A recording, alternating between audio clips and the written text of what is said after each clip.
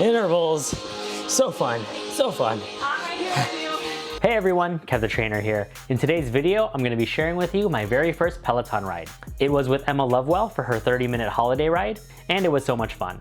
Also, I point out 3 mistakes I made during my first ride. So if you haven't done your first class on a Peloton bike just yet, hopefully you can learn from my mistakes. Hey, if you're new here, my name is Kevin and I'm a certified personal trainer and nutrition coach. And on my channel, you'll find weekly reviews, tips and tutorials on fitness apps, equipment, and more. And that includes the Peloton. My sister has had a Peloton bike in the house for about 5 months now, but I never really rode it because I like to do my own HIIT workouts outside. But since it's getting really cold in the winter and some of my friends are actually on the Peloton now, I thought why not give it a try since it's already in the house. And just to clarify, I'm using the standard Peloton bike, not the Bike Plus. So let's roll the footage from my first class.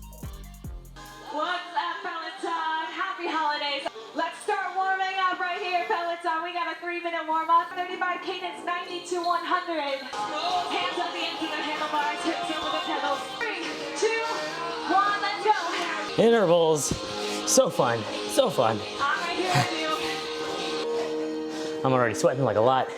We are like 8 minutes into the workout. Oh, which position is this? I forgot what the positions were. I'll just try to do what you're doing. Slow it down. Oh, okay, thank you. Let's go. 105, 110, okay. Let's take up that resistance just a bit. Clap with you? Okay, there we go. Do you guys do this in Peloton too? Do you do the movements that they do? 10 seconds. Okay. Let's go. On the handlebars. Inhale, arms up, exhale, look up. Remember, progress, not perfection. You're a nicer person after you've exercised. I'm Emma Lovewell. I will see you again soon. Live, learn, love well. Fun. Okay, so that was me after my very first Peloton ride. And as you can tell, I had a good time. Emma had a lot of great energy and provided instruction very clearly, so I knew exactly what resistance levels I needed to adjust to and what cadence I needed to be around. And just an FYI, if you're new to cycling like I am, cadence is basically how fast the pedals are turning. And it's measured as RPMs, revolutions per minute. So if you have a 90 cadence, you're basically turning the pedals in a full 360-degree circle 90 times in 1 minute.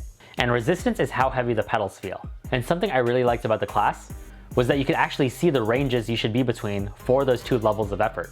So as long as you were in between, you know you were pushing yourself appropriately. The music was holiday themed, so you had all sorts of your Christmas favorites. So I look forward to doing more of those in December.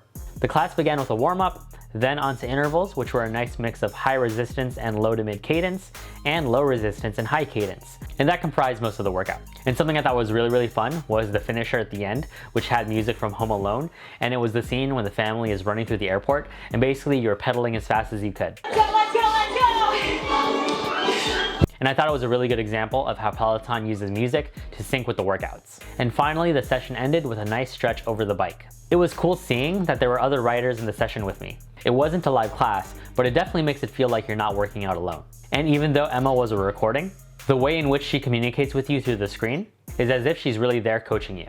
At the end of the workout, I got to see my results and it gave me my average cadence, resistance, and speed. I biked 9.51 miles, which is insane to see. Because it was so much fun, I didn't even realize it. And it said I burned 370 calories, but that's without the heart rate monitor. And I'll go more into that in a bit. It also showed me my leaderboard ranking, so that's pretty cool. And it also gave me some achievements. Best output, which makes sense because that was my very first ride.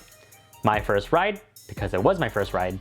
And dynamic duo, because I did the same workout that my sister did. So it gives you a lot of data and achievements to make you feel accomplished. So with all that said, there were definitely some noob mistakes I made with this first ride. Let me know in the comments below, what mistakes did you make with your first Peloton ride?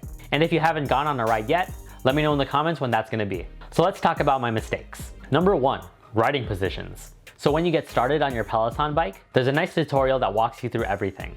And one of the main things that they address are the different positions you'll be cycling through. Pun, because cycling. And I forgot what those positions were. So when Emma said, let's go to position 2, I had no idea what that meant. Oh, which position is this?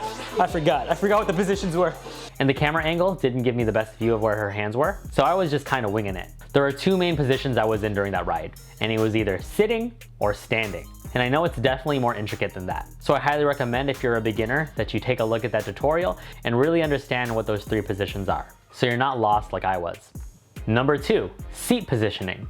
I was so eager to get started riding that something I didn't adjust optimally was my seat position. Like I said, I share my bike with my sister, and she has the bike height adjusted to her, and I'm taller than her.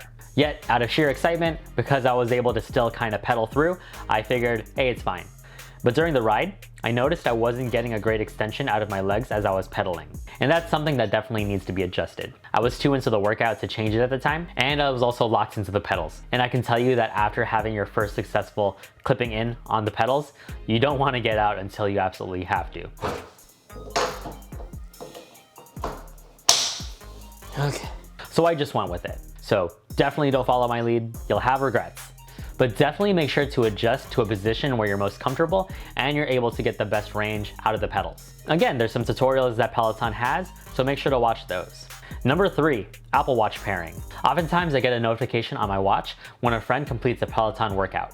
And I figured that it would be a pretty seamless integration, like there would be a button that just said pair and it would all be good to go. But actually it's not that easy. I believe it works differently between Bike Plus and the regular bike. Apparently, the Bike Plus is the model that makes it seamless to integrate the Apple Watch to the workout so you can see your heart rate. With the standard bike, you actually have to go through a third-party app to make the connection. So once I figure out how to do that, I'll be sure to have a tutorial on it. And when that's ready, that'll be available right over here. Anyways, that was my very first ride on the Peloton.